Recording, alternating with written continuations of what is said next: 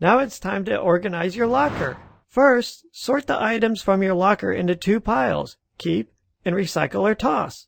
Then from your keep pile, further sort items to either leave at school or take home. Now think about how to arrange your stuff neatly so you can get to everything quickly. A shelf or a magnetic pencil holder can be a handy tool to help organize your things. Before you put everything back, clean the bottom of your locker.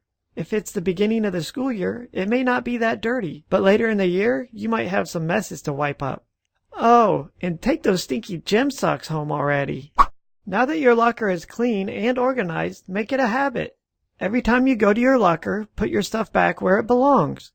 Tape a reminder inside your locker or take a picture of your organized locker and keep it inside your locker where you can see it. Here's the word again, sustain.